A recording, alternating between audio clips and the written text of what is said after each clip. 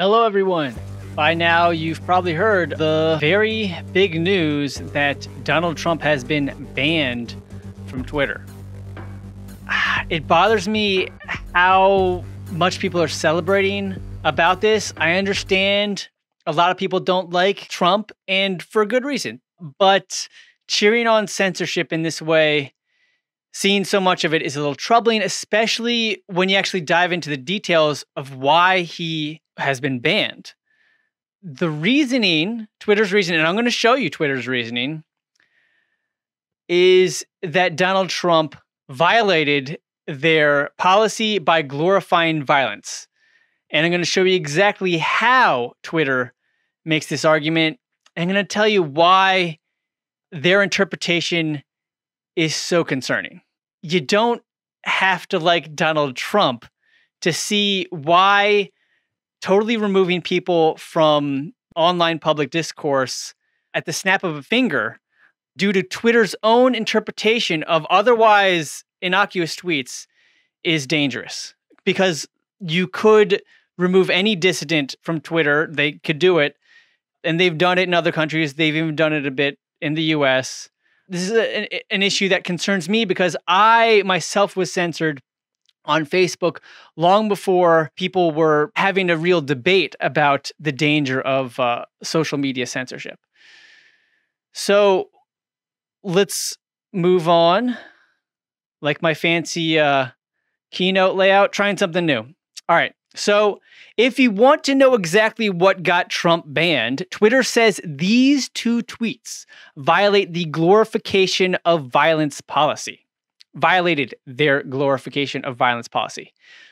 Let's read them, and you tell me how this makes sense. Tweet number 1, the 75 million great American patriots who voted for me, America first, and make America great again. We will have a giant voice long into the future. They will not be disrespected or treated unfairly in any way, shape, or form. That doesn't sound like inciting violence to me. And I don't think any rational person would look at that tweet and say that's inciting violence. Now we're going to go on and we're going to read Twitter's reasoning for why this is inciting violence. I'll give you a quick summary now. And they think because this happened around the time of the Stop the Steal protest, which, by the way, I have not seen any legitimate evidence that there was a systemic voter fraud. Instances of like some hiccups here and there, but systemic voter fraud to such a level that Donald Trump actually won the election, I have not seen that. But that does not stop me from seeing how big a deal censoring people at the snap of a finger based on Twitter's own interpretation of what you're saying is inciting violence. I don't think anybody can look at these two tweets, would look at these two tweets and say that's inciting violence. It's quite a stretch to say the least that these tweets are inciting violence. But yeah, we're gonna get to it, to Twitter's logic. Number 2 tweet, quote, to all those who have asked, I will not be going to inauguration on January 20th. That was the second tweet from Donald Trump that Twitter claims was inciting violence and rationalizes banning Donald Trump from Twitter forever because they say that was inciting violence. Really, these are literally the two tweets that did it. Now here's the overview. See, they mention these two tweets. And I'll read what they go on to say in the overview, then we'll go on to the assessment. Twitter says, due to the ongoing tensions in the United States and an uptick in the global conversation in regards to the people who violently stormed the Capitol on January 6th, 2021, these two tweets must be read in the context of broader events in the country and the ways in which the president's statements can be mobilized by different audiences, including to incite violence. Guys, anybody's tweets can be used to mobilize different audiences. One should not be responsible for what other people do as a result of their protected free speech. And this would fall under protected free speech. There's nothing illegal about mentioning that you're not going to Joe Biden's inauguration. Now, Twitter's interpreting this like, oh, they actually went on to say, because he is referring to these protesters, actually, he's not even referring to the protesters, he's referring to everyone who voted for him as American Patriots, quote, American Patriots. Twitter goes on to say that just by referring to these people as American Patriots, that he is supporting the violence. That's a stretch, to say the least, guys.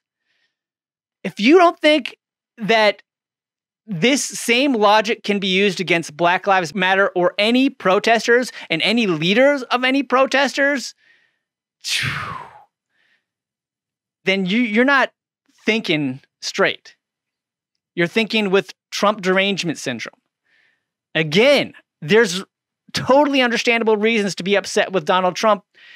And if you understand that this election was not stolen in the systemic voter fraud way that Trump has been propagating, there's totally understandable reasons to be pissed off that Joe Biden is the president.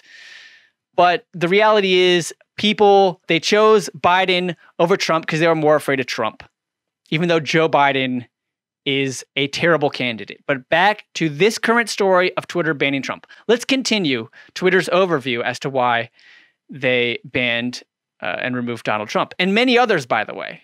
This is all just happening in the last couple of days. Twitter's going on a rampage removing accounts.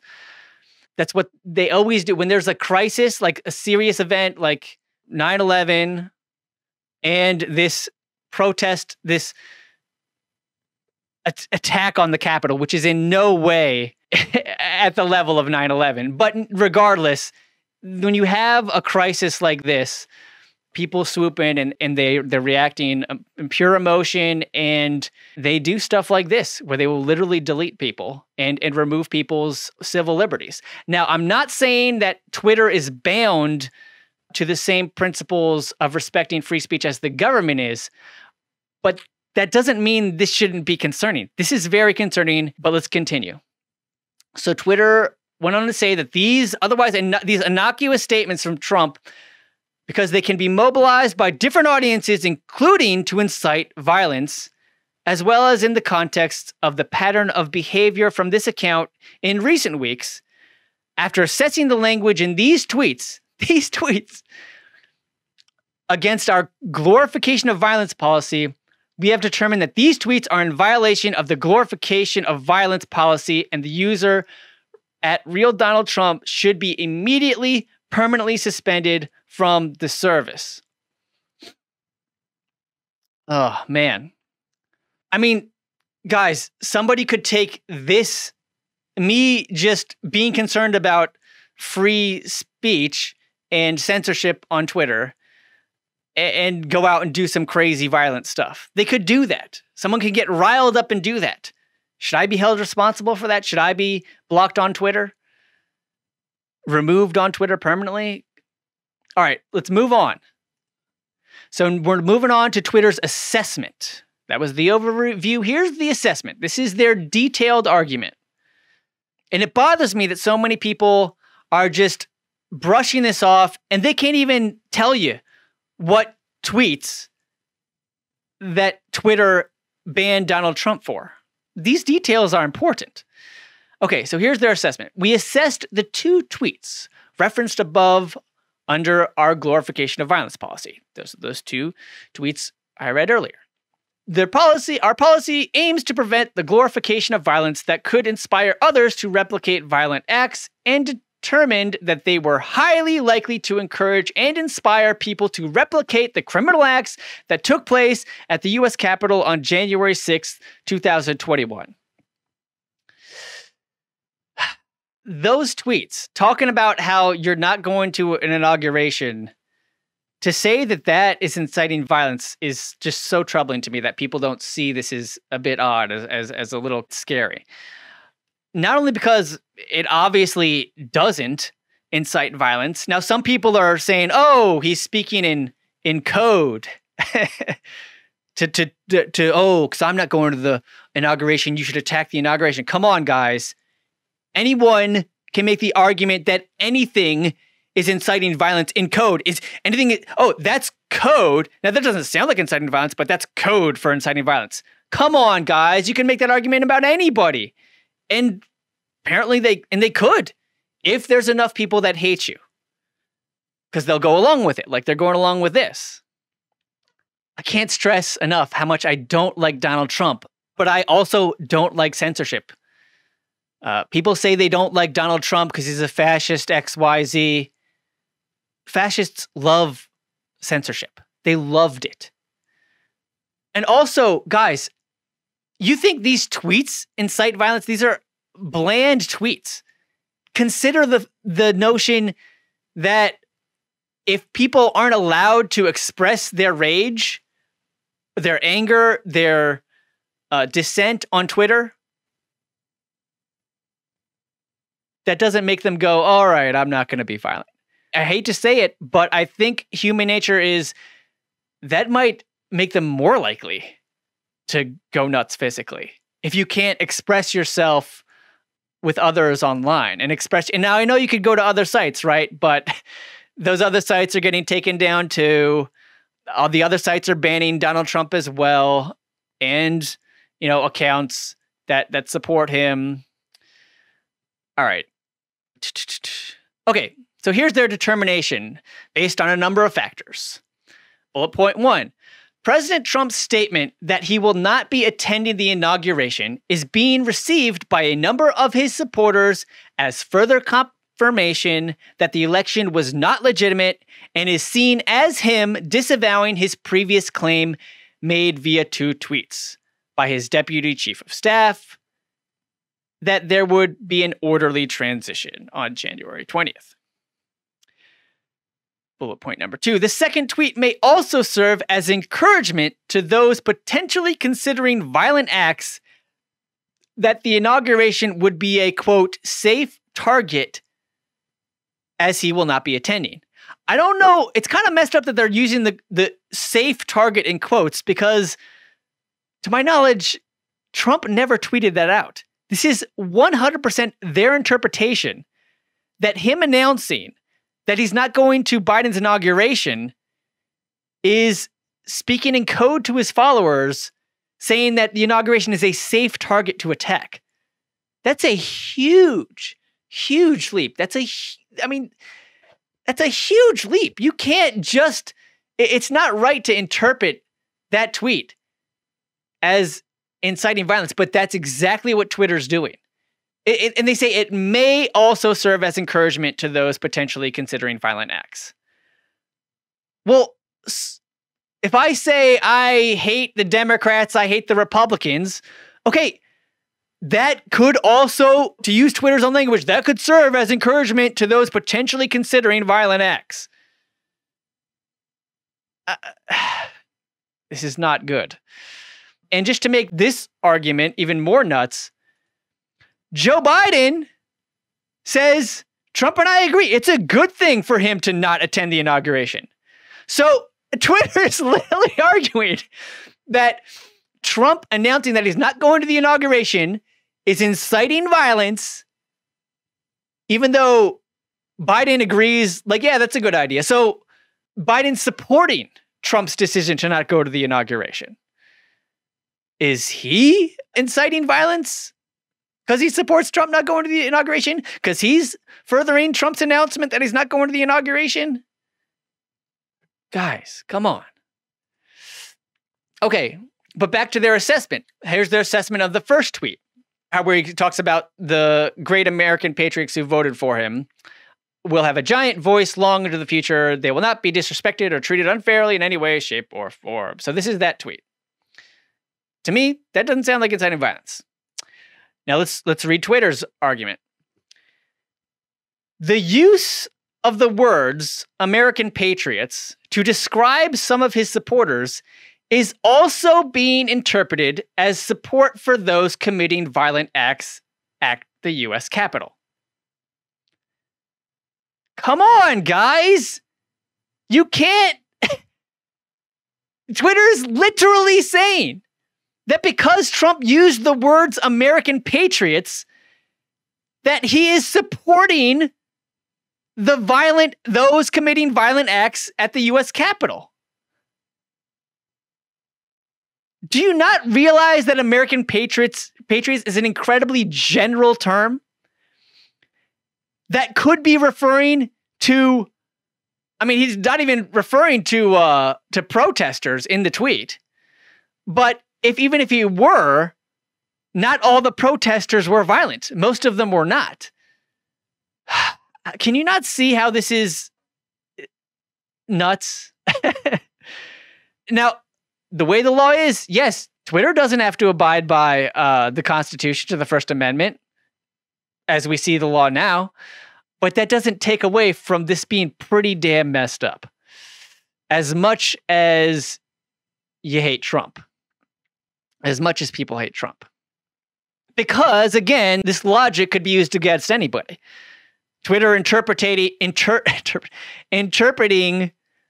just mundane language, like innocuous language, as support for violent acts, even though that's just their interpretation. So they can ban somebody. Forget Donald Trump. It could be anybody.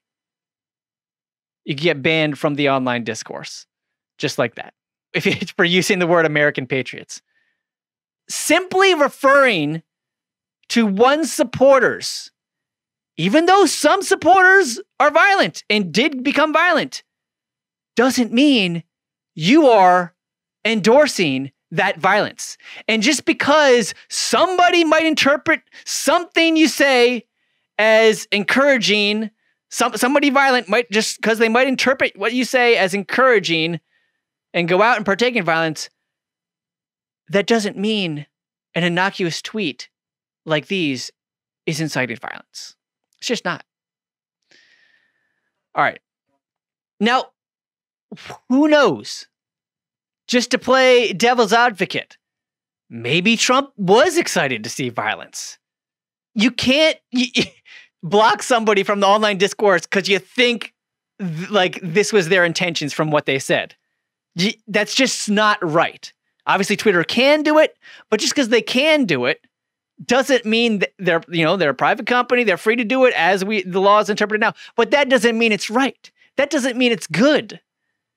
This could be used against BLM. It's been used against the NAACP in the past. And I'll get into more in detail. So just come on, think straight, guys. Twitter goes on, explaining that the mention of his supporters having a, quote, giant voice long into the future, and that they will not be disrespected or treated unfairly in any way, shape, or form, is being interpreted as further indication that Trump does not plan to facilitate an orderly transition, and instead that he plans to continue to support, empower, and shield those who believe he won the election. He did concede after this, by the way. All right.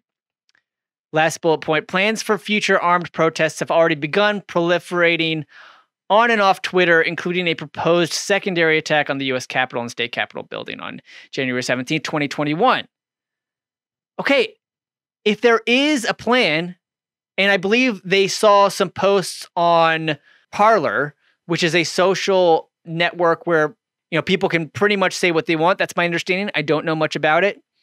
But just because some people online are proposing an attack on the Capitol, that doesn't mean that with these tweets, these bland tweets, Trump is in any way endorsing that violence or inciting that violence. You just can't do that, guys. Like, imagine you had a BLM protester and they're talking, we're going to have giant voice long into the future.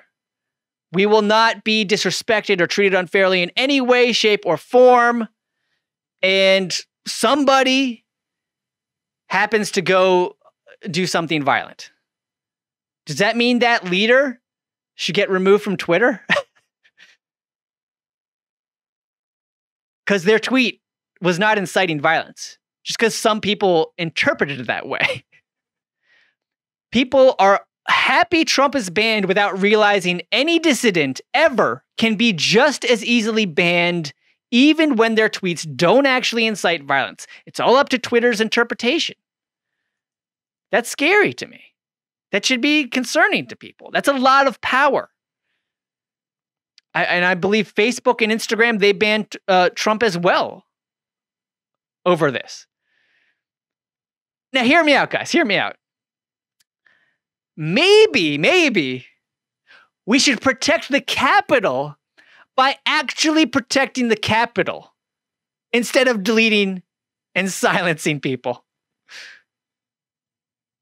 I know, it's a crazy thought, right? You wouldn't believe the pushback I'm getting from people over this. They say, oh, you're supporting Trump, you're supporting a fascist, you're a fascist. No, guys, no. The fascists like censorship. I don't like censorship. And I happen to not like Trump. That doesn't blind me from the fact that this is serious stuff happening. This is serious stuff that we shouldn't be celebrating just because it's Trump. This can be applied to other people, and it will be applied to other people. And it's happened to terrible effect in other countries. By the way, you guys know the police let the protesters in the Capitol. There's a lot of camera footage showing this. In different spots of police just opening the gates, opening the door, stepping aside, letting the protesters in, even encouraging them, even saying, oh, after opening the gates, come on, let's go, come on. That's a problem. If you're worried about and it's tragic that people did die. I believe they were all protesters. One officer might have been hurt and died, but I've seen opposing reporting on it, so I'm not sure about that. But yeah, it's tragic that protesters died, that anybody died, but how do you prevent that? You don't prevent that by silencing people on Twitter when clearly or you could just fucking do your job and protect the actual Capitol. The people whose job it is to protect the Capitol could actually protect the fucking Capitol. You could do that instead of censoring people online. How could anybody argue with this? This is insane, but they are. For example, here's Geoff Campbell on Twitter. He was a Bernie supporter. He used to be sensible, but I think he's reacting out of Trump derangement syndrome here.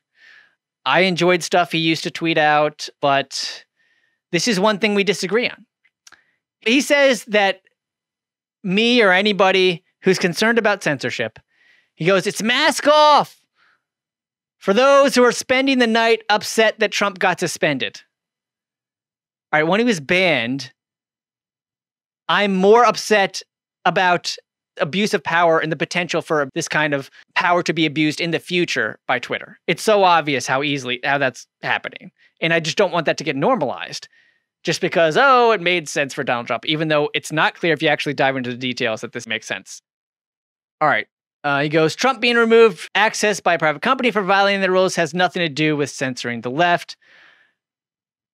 No, Jeff. Doesn't matter if you're in the left, right, center, whatever the fuck. This shows that you can very well be removed. Not on any clear rules. This is not clear rules. This is Twitter interpreting otherwise totally plain tweets as inciting violence. And I responded. I just simply say, no, Jeff, concern about censorship is not a left-right issue. It's not. Number 2, concern about censorship has nothing to do with Trump. Number 3, concern about censorship is not supporting fascism. And how did he respond to that? He censored me. I got blocked. He blocked me. Come on, guys. The fascists like censorship. How are you gonna... Come on. Was I inciting violence? No. Was I being rude? No. I'm just simply explaining totally calmly, totally courteously why his argument is bullshit. And he blocked me. And he used to follow me. He blocks me now. Over that. Over speaking such basic common sense as no, Jeff, just because you're concerned about censorship doesn't mean you have to love Donald Trump. It doesn't have anything to do with Donald Trump. And concern about censorship is not supporting fascism, actually. Censorship is how fascists exhibit power, acquire power, and stay in power. Free speech defends against fascism. Now, I understand if people are actually inciting violence, that's not good. I know there are limitations. Charge them if it's illegal, if it's a violation, if they're really inciting violence, This is just common sense, but people aren't thinking like this. They're thinking we just have to ban people if they disagree with us. And we have to remove them from discourse. That's what Jeff did. He just removed me from the discourse. What I hate about blocking is you're blocking not just yourself, but your followers from another point of view. Now, I understand blocking if someone's like stalking you, if someone's really being rude, if someone's slandering you and libeling you. I understand that. Blocking makes sense in those cases. I would never shame somebody for blocking somebody for those reasons. But most of the time, you see people being blocked, it's not because of that. It's because they just don't want you proving them wrong. They don't want to hear an opposing viewpoint. Forget proving them wrong. They just don't want to even consider that they might be wrong. It's bad. And they don't want their followers to see, there's a legitimate argument that disagrees with what I'm saying. It's not good, guys. All right. So I did read a good article by Glenn Greenwald, and I'll share just a section of it on this, him reflecting on this. Basically, the article is about how, just like after 9/11, there's a crackdown on civil liberties in order to fight terrorism. We had our right to privacy removed. Torture became illegal. The right to habeas corpus was removed. And Glenn was writing about it back then. That's when he got his start. And he sees a lot of parallels between what happened then, the loss of civil liberties, the rush to take away our civil liberties after 9/11 due to fear of terrorism, and what's happening now, even with this relatively smaller event. It's a very significant event. The Capitol has not been, intruded like this in more than 100 years. So this is very significant, but it's no 9/11. Nevertheless, people are using it to crack down on civil liberties, to argue that we should crack down on civil liberties due to the threat of domestic terrorism. Here is from Glenn's article. He writes, "These calls for censorship, online and official, are grounded in the long discredited, often rejected, and dangerous view that a person should be held legally accountable not only for their illegal actions, but also for the consequences of their protected speech. Meaning, the actions others take when they hear inflammatory rhetoric. That was the distorted mentality used by the state of Mississippi in the 1970s to try to hold NAACP leaders liable for the violent acts of their followers against boycott violators after hearing rousing pro-boycott speeches from the NAACP leaders." So this has happened before. They tried to make NAACP leaders liable for the violent acts of their supporters after the NAACP leaders gave rousing speeches. Got people all riled up and angry, and some people happened to go on and commit violence. 1970s Mississippi tried to pin that violence on the leaders. Now, in the Supreme Court in 1982, they unanimously rejected such efforts on the grounds that, quote, "while the state legitimately may impose damages for the consequences of violent conduct, it may not award compensation for the consequences of nonviolent protected activity," adding that even, quote, "advocacy of the use of force or violence does not remove speech from the protection of the First Amendment." So that was the Supreme Court's decision in 82. Now, here's the thing. Yes, I understand Twitter is not the government. And so a Supreme Court decision does not affect them, a private entity. But here's the thing, guys. I'm not arguing the legality. The legality should be argued, whether this should be allowed. That's a good debate. That's an important debate. But I'm not even arguing that. I'm arguing the principle. I'm just arguing the principle. And there's so many people on Twitter who are using this as a straw man. It's legal. Hello, just because something's legal doesn't mean it's good and right. I'm arguing the principle, you know? I got all these lefties telling me that I shouldn't be arguing principle in this just because it's legal for Twitter to do this. They said I shouldn't be arguing the principle. Okay, come on, guys. Just here's a little quick thought exercise. People on the left, they argue that in principle, that abortion should be legal. It is a right to choose what one does with their own body. On principle, even though they made that argument when it was illegal, and they continue to make that argument, even though in many states, they do whatever they can to prevent people from having that access to abortion. So it's just absurd to argue like you can't argue principle because they can legally do this. No, it's always good to argue principle. Twitter just banned someone for saying they would not go to Biden's inauguration. And Biden said that was fine. He supported Trump's message and decision to not go to his inauguration. Just because something is legal does not mean it's right and good. Very weird to have to say that. By the way, even though Twitter is not the government itself, they and all the social media giants work with the government. Please don't be naive, guys. This incredible power to delete someone from online discourse will absolutely be abused. It already has been all around the world. Man, great job, Matt. He goes by the name Orf. Wonderful job. Let's call him Matto, because I don't want to butcher his name. Matt Orfalea. Matt Orfalea. Matt Orfalea. Subscribe to him. Matt Orfalea. Matt Orfalea. Matt Orfalea. Incredible. I follow this guy on YouTube. You should too. His name is Matt Orfalea. Orf.